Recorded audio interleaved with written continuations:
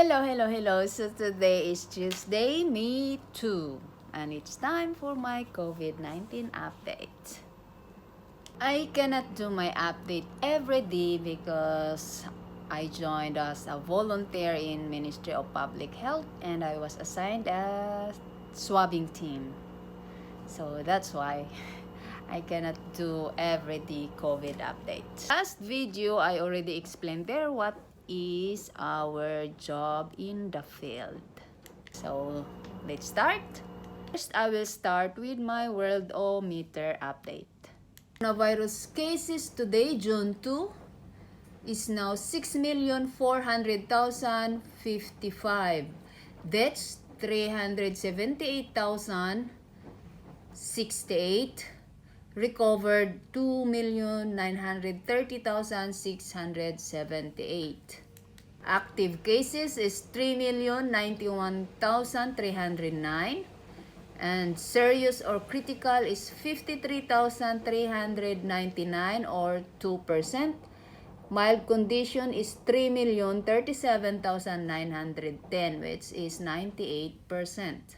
Total cases, USA 1,859,772, Brazil 529,405, Russia 423,741, Spain 286,718, UK 276,332, Italy 233,197, India 199,785, France 189,220, Germany 183,775, Peru 170,039.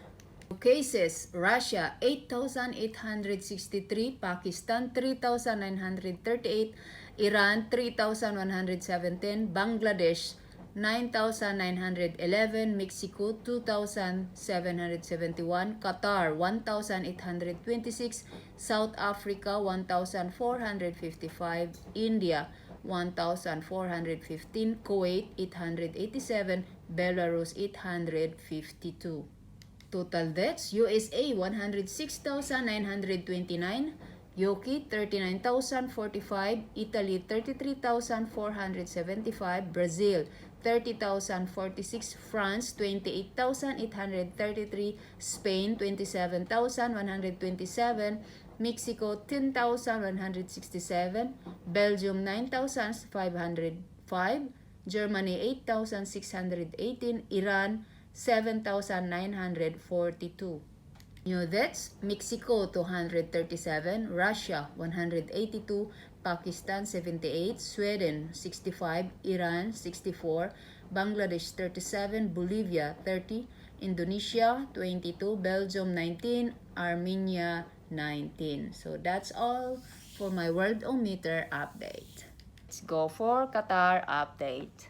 First, QF scientists aim to understand how coronavirus affects different populations. Scientists around the world continue to study the coronavirus and its nature, but Qatar Foundation's Qatar Genome Program has chosen to look at it from a different perspective.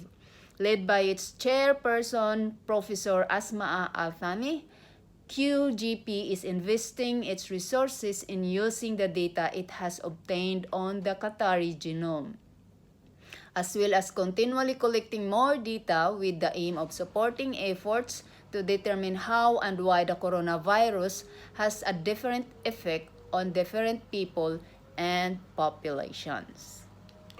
Doha Municipality closes 12 food outlets in May for violating health rules. The health monitoring section of Doha Municipality shut down 12 food outlets for a period ranging between 3 to 30 days for violating health rules in May 2020.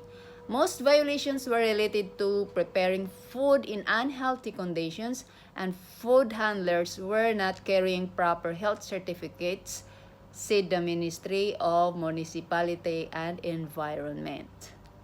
Hamad Medical Corporation implements innovative solutions to provide physiotherapy services under COVID-19 pandemic. Each year, the physiotherapy department of Hamad Medical Corporation provides physical therapy to patients during more than 270,000 outpatient visits. Public health measures put in place to contain the spread of COVID-19 have meant that many treatments and hands-on therapies are only available for the most critical of cases, and the physiotherapy team at HMC has responded by implementing a number of creative solutions to ensure their patients continue to receive the specialist care they need.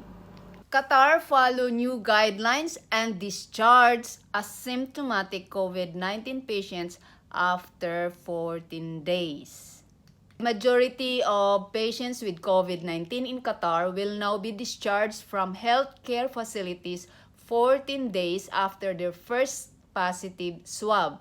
To date, many patients have remained in hospital or isolation facilities for longer than 14 days as their discharge required them to have 2 negative PCR test results before leaving the facility.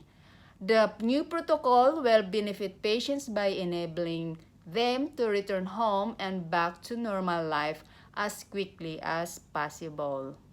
The new protocol for discharging patients with COVID-19 is an encouraging step forward and brings Qatar in line with the most recent scientific evidence showing that after 10 days from the first positive swab, the majority of patients are no longer contagious with COVID-19, said Dr. Naima Al-Mulawi of Hamad Medical Corporation. Let's go to the latest update of COVID-19 here in Qatar. New cases, 1,826 with a total now of 60,259 coronavirus cases. Active cases is 24,180. We have recovery of 2,599 with the total recovered cases 36,036. We have 3 deaths with a total now of 43 deaths. People tested within 24 hours is 5,179. Total people tested is 231,098.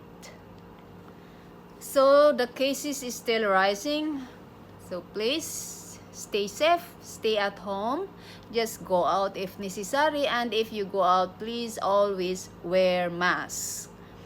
And maintain social distancing at least 2 meters away from each other. Avoid touching your face, especially your mouth, nose, and eyes. Have enough sleep, at least 7 to 9 hours. Exercise, eat nutritious foods. Also, avoid smoking and drinking. This will help to boost our immune system. So before I will end my video, I will play some video clips in Hamad Medical Corporation about acute care surgery preparedness during COVID-19 outbreak. Please watch. Assalamu alaikum wa rahmatullahi wa barakatuh. Ramadan Kareem. We in acute care surgery at Hamad Medical Corporation, as part of our responsibility facing COVID-19 outbreak, we restructured our work in many aspects. Like, for example, the virtual clinic, we established it to take care of our patient and continue the care.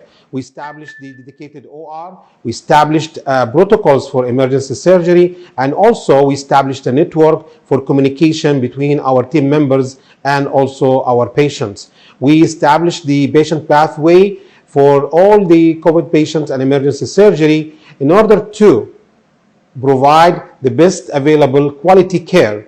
The 4 teams has been established to provide the care 24 hours 7. In facing this new situation, the acute care surgery team continue providing our patient with the highest quality of care according to the international standards. A clear patient pathway was implemented, and one OR theater was dedicated to suspected and positive cases. Several measures of safety was applied for the patients, the medical and the nursing staff. Now we are working with full protection equipment. The contact between the surgical team is minimized, and the daily duties was readjusted to get a proper physical distancing. Hi. In the second week of March 2020, when COVID-19 started to spread in the state of Qatar, Hamad Medical Corporation assigned one hospital, which is Hazm Barik General Hospital in the industrial area in Doha, to receive and treat acute care surgical patients who were infected with COVID-19. We started to use hotline, and this hotline distributed to all facilities at HMC.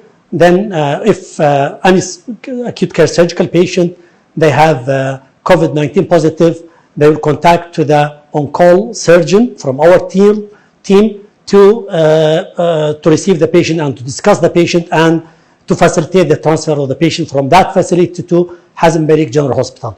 When we receive the patient at Hazm Barik General Hospital, we assess the patient and we start to treat the patient either through surgical intervention or through conservative management. By this measure, we provide optimum care for our patient and the best available quality of service to our patients. Ramadan Kareem. We in Acute Care Surgery Hamad Medical Corporation established a specific protocol to emergency surgery as a response to face COVID-19 outbreak. This protocol to ensure the safety of patients and our healthcare provider 24/7.